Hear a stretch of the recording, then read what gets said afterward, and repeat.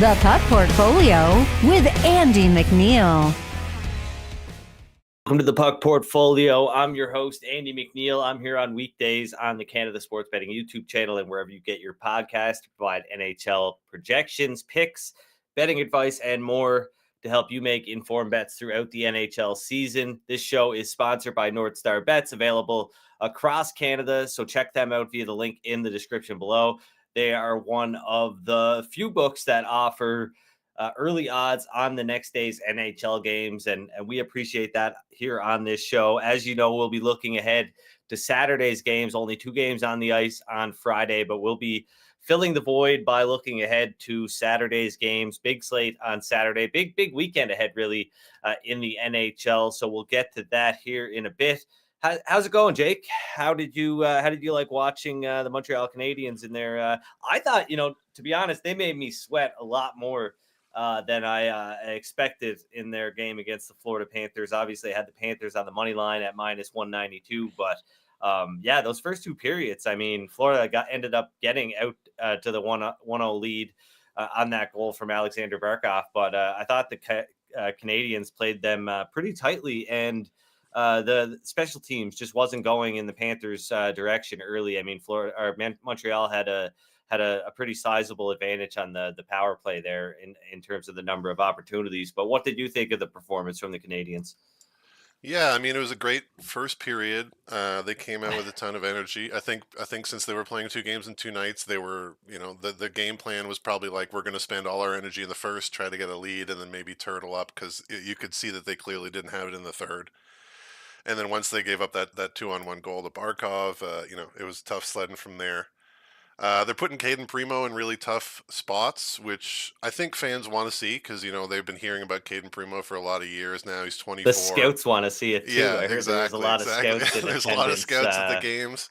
They said they had 3 Oilers scouts in attendance on Thursday, so that's wild. But I imagine they were there looking at Caden Primo. Yeah, I mean, I think the Oilers are probably scouting every goalie in the NHL right now. But yeah, they're probably looking at Montembeault. They're probably looking at Primo. It was tough. Did you see the news this morning? Sam Montembeault signed to a 3-year contract. Yeah, I think it's a pretty good deal. I think. I don't think he's getting traded unless the Oilers kind of blow the Canadiens away. I think Montembeault loves being a Canadian, hometown guy. And honestly, I think his numbers are worse than what he's been playing. The Canadiens give up so many high danger chances. I think any guy in that position would have some rough numbers. So hopefully we see him get a better team around him in the next 3 years that he's signed up. Yeah, for sure. And if not, I mean, if he continues to play well and Montreal isn't in a position where they can really capitalize on having a guy like that and they can get a lot for him, then it's a pretty attractive contract to move around the league, right? So it was like I said, more of a sweat than I anticipated. I wish I had just stuck with the one play on the Florida Panthers, because the Winnipeg Jets ended up playing the Jets at even money, went 1-1 as a result, didn't win any money, didn't lose any money. But yeah, that was a bit of a heartbreaker because, obviously the Panthers come out and they get the job done 5-1 against the Habs. The Winnipeg Jets, though, they're holding a 1-0 lead against the Oilers of all teams, one of the best offensive teams in the NHL.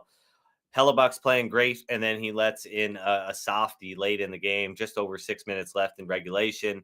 About 3 or 4 minutes later, the Oilers get a power play and they don't miss. And they go up 2-1, and before you know it, they put it in the empty net. Thought that game would go at least go to overtime, given how it had played out, but that wasn't the case. So 1-1 spun our tires a little bit there, but yeah, got some action here for Friday and Saturday. We'll get into the schedule breakdown right away. It is for Friday, Saturday, and Sunday because, why not, right? Look ahead a little bit. Of course, we've got some teams playing back-to-back this weekend. On Friday, we've got the Devils and the San Jose Sharks.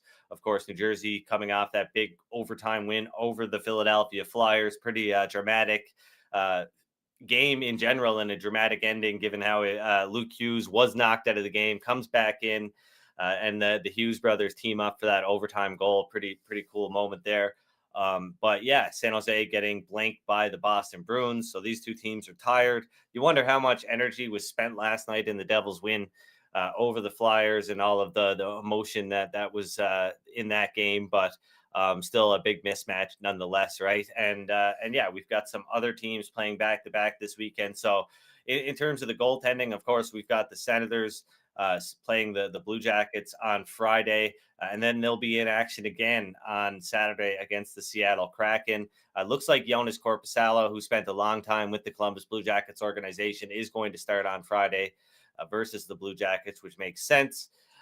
But that is going to make it, all of these back-to-back games make it a little bit tougher to predict who will start in goal here this weekend. The Rangers, the Bruins, the Sabres, the Preds, these are all teams that are playing back-to-backs, the Avalanche, and even the Blackhawks, right? So something to look out for there. I'm going to move on, though, into the projections. Of course, I factored this into my handicapping. And it's one of the reasons why I think I don't have a ton of plays this weekend, or it looks like I won't have a ton of plays this weekend, because I think one of the edges that I perceive myself to have is that I don't value rest.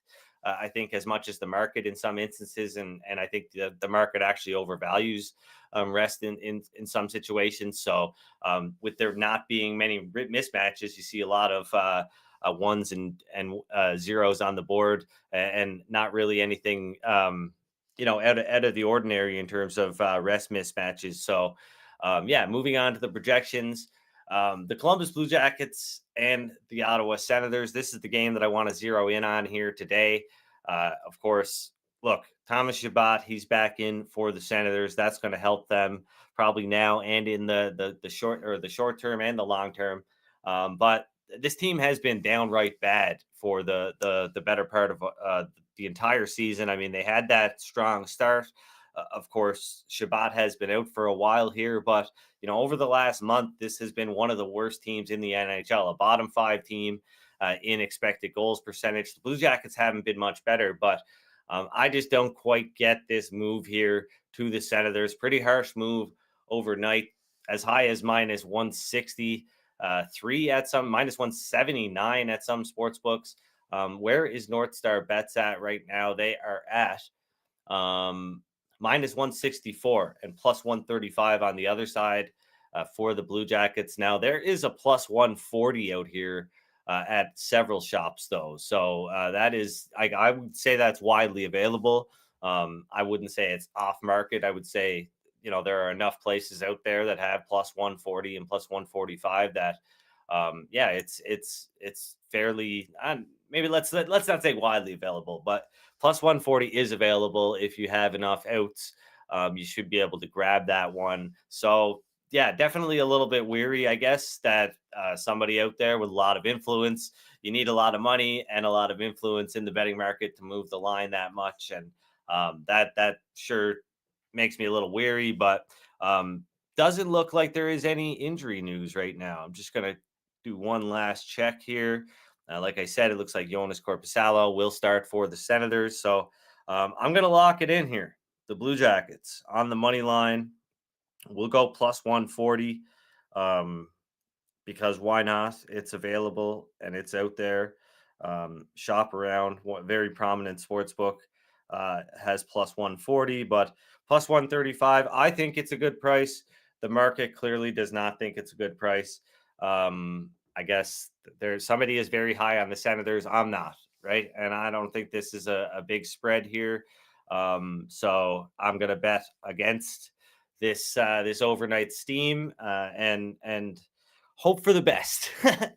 The Blue Jackets, I think. I mean, you look at the Blue Jackets; they're not a good team, but they've got some offensive chops for sure. They've got a higher goals per 60 than some pretty good teams, the Dallas Stars, etc. The Blue Jackets, 17th in the NHL goals per 60 right now. So yeah, I don't hate this play on the Blue Jackets. The Ottawa Senators, a team that relies on their offense, has not been great on offense lately. And yeah, Thomas Chabot should help, but it's Blue Jackets for me at plus 140 down to plus 135 here.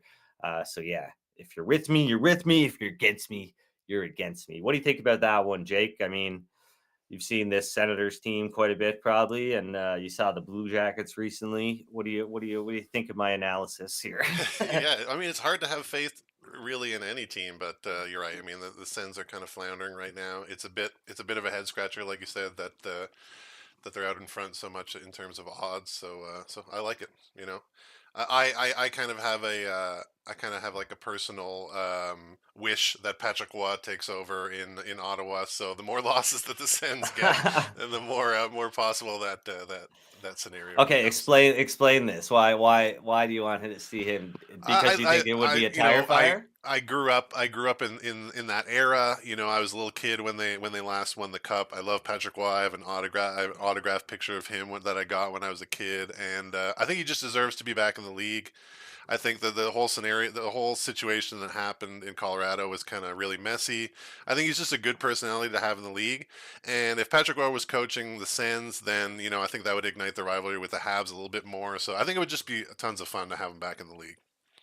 All right, all good points. Yeah, okay, that would be cool. I mean, you got to think that DJ Smith's leash is pretty short here at this point, especially with the new owner, etc. So, yeah, I mean, go Blue Jackets. We're gonna get into obviously Saturday's games here right away. But first, I just want to remind everybody, if you haven't already, please like the video. Helps out a ton. Leave your comments, unless they're unless they're mean comments. I don't want you to get my feelings hurt, right? So, but yeah, anyway, please subscribe to the Cannon Sports Betting YouTube channel. Really helps out a ton. And check out our sponsor, of course, NorthStar Bets. The link is in the description below. Available across Canada. They offer early odds on the next day's NHL games, which we're going to get into right now. Saturday, December 2nd.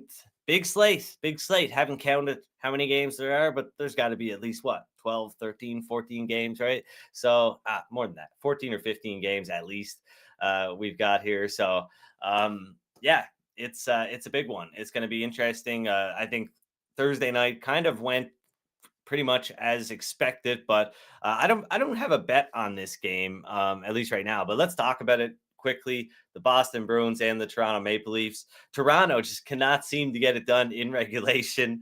Once again, failing to put a team away, and the Kraken, they force overtime. Of course, the Leafs get the job done in the shootout again, but. Yeah, I would be pretty weary of betting on this. Of course, I mean this is a different kind of spot here at short odds, I guess, but they're not a big favorite, which is definitely a spot where you want to be wary of betting on the Toronto Maple Leafs, especially how they've played and performed under expectations this season. But yeah, I think this one's a coin flip. I mean, the Bruins, obviously, the Maple Leafs have home ice advantage, but the Bruins, I think, are the better team right now.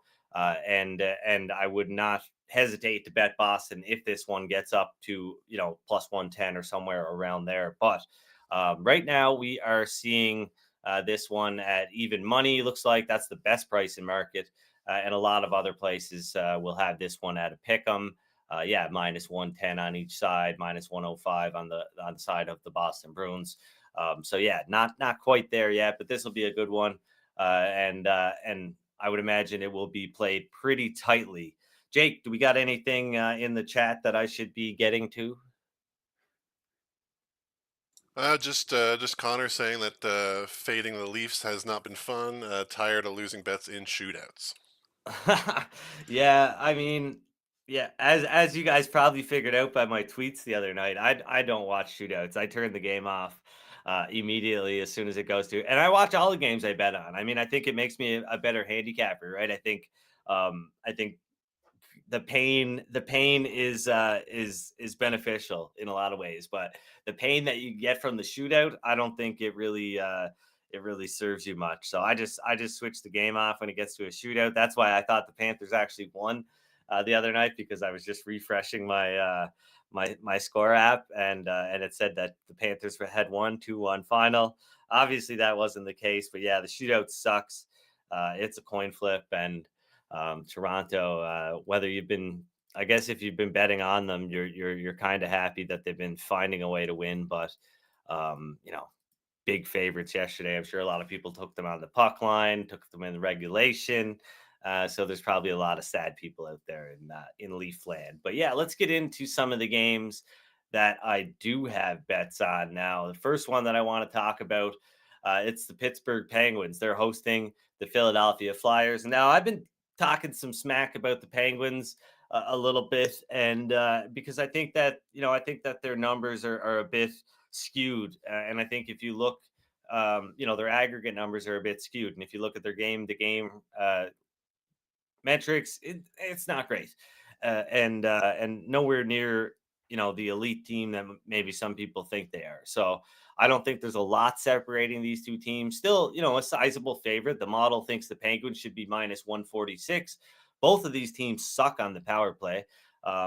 And both are really good on the penalty kill. So this game you would think would be mostly decided at 5-on-5. And I think that's all right for the Flyers. I think at this current price here, I think we're seeing plus 170 right now. Let me just double check. Yeah, plus 170 at NorthStar Bets. I'm going to lock in the Flyers for 1 unit to beat the Pittsburgh Penguins. And this is going to be the first of 2 matchups. They're going to play again on Monday, I believe. So yeah, hopefully Carter Hart's in goal. I know he's struggled a little bit recently, but he was really good against Carolina in the loss on Thursday. And the Flyers, the penalty kill, like I said, it's been really good for Philadelphia, and that should help them out against a Penguins team that has been struggling on the power play. But yeah, plus 170 on the Philadelphia Flyers. I think this one should be closer to plus 146 according to the model. So locking the Flyers in on the money line.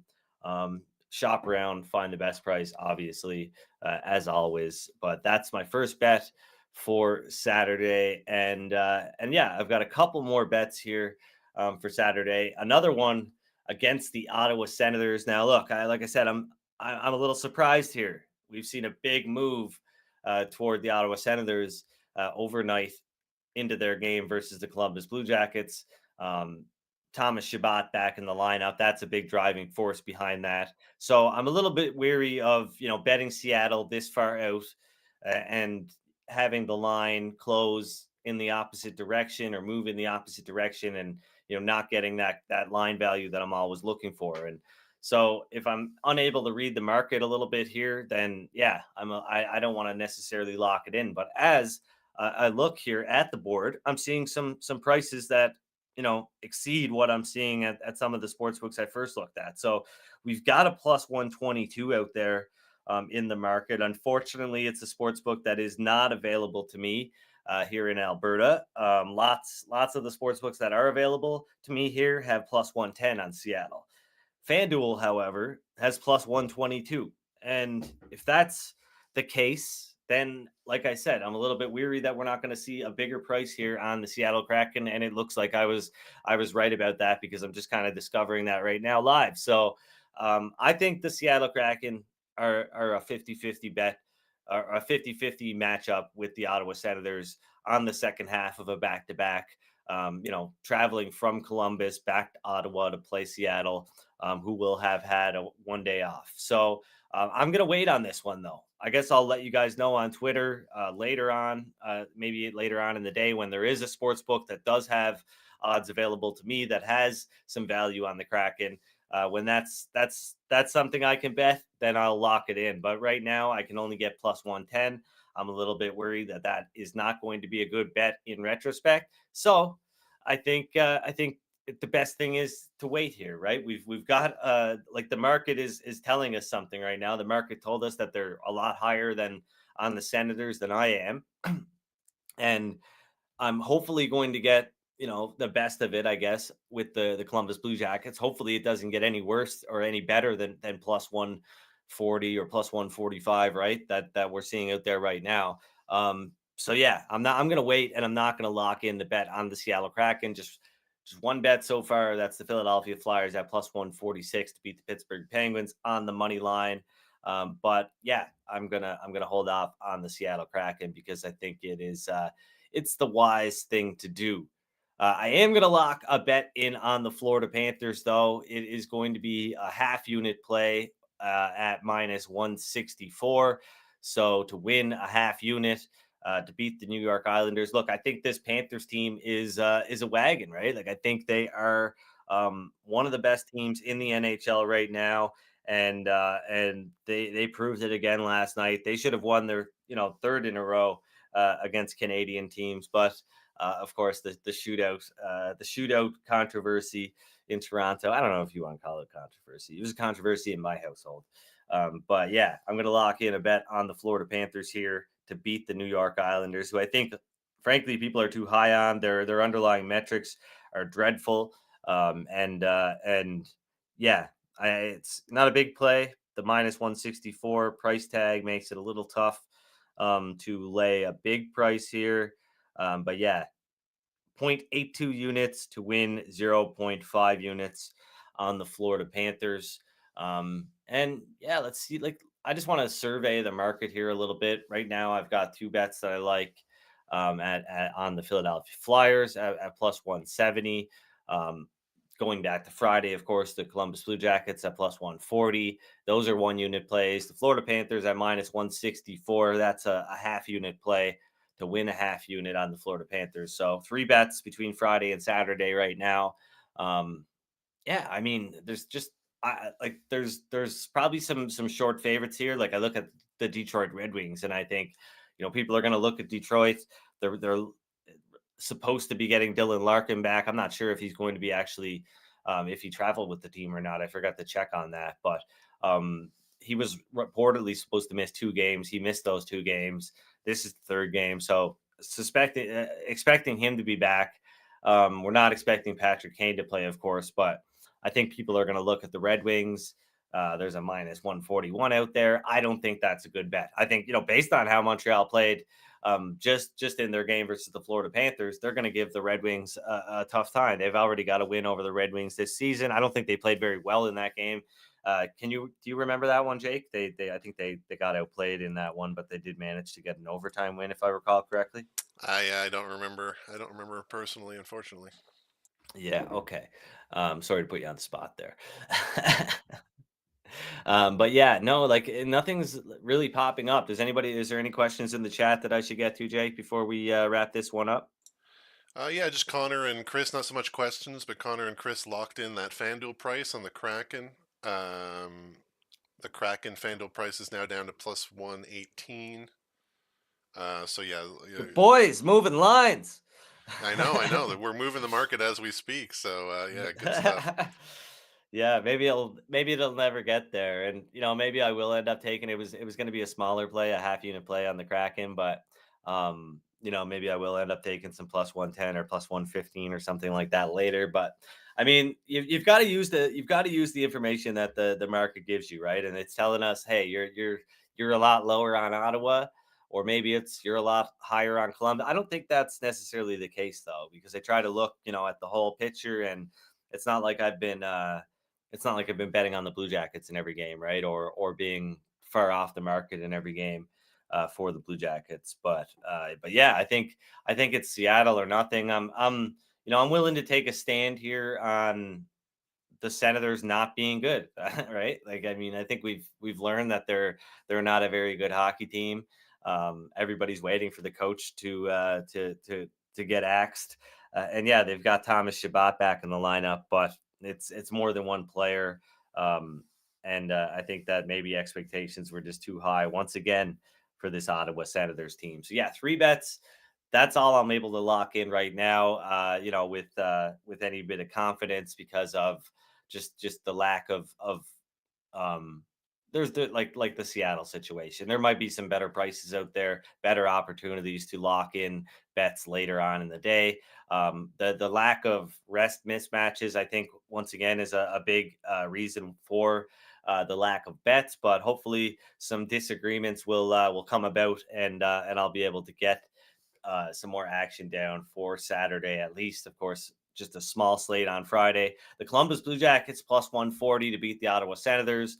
The Philadelphia Flyers plus 170 to beat the Pittsburgh Penguins on Saturday. That's a 1 unit play, and a half unit play on the Florida Panthers to beat the New York Islanders. But yeah, that pretty much does it. Anything else, Jake? Sorry, no.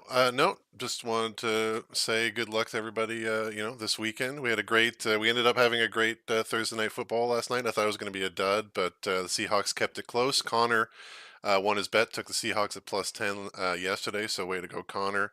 I highlighted a prop in Jake's takes, a Darren Bland interception. He has interceptions 5 games in a row, so hopefully some people took that to heart and made some money. But yeah, happy Friday, everybody, and have a great weekend. I've got to ask before we head out. So, like, what are the odds? What are the odds like on an interception prop? I've never really thought about that a whole lot. So, They were probably lower than anybody has been in a while because he's setting all sorts of records. yeah, But I think it was paying off at +450. So yeah, it was a pretty decent return on him is he a having. corner? Yeah, and he's already set the record this year for most pick sixes ever in an NFL season. He's having a crazy Wow. out of this world season. Is this guy like was he like sort of an unknown heading into this season? A little bit, yeah. I mean, Okay. he's a guy who's coming a little bit Very out of bland. nowhere.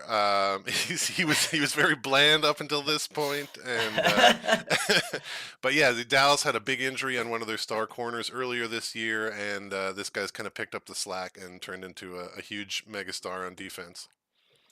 Cool. Interesting. Right on. Well, yeah. I mean, look, enjoy your weekend, guys. I'm just biding my time here, looking for the best plays. I like to think of myself as an advantage player. I'm trying to get good line value. Been doing that for the most part this season for sure. If there are no good bets or not very many good bets to make, I'm not going to make them. And yeah, it makes sense that people have finally caught up to the puck portfolios numbers here, and things are lining up pretty closely with the market because we've been crushing it for the better part of the season so far. So hopefully that continues. Let's just keep grinding. It's a long process. It's a marathon, not a sprint. All those other cliches. But yeah, thanks for joining me.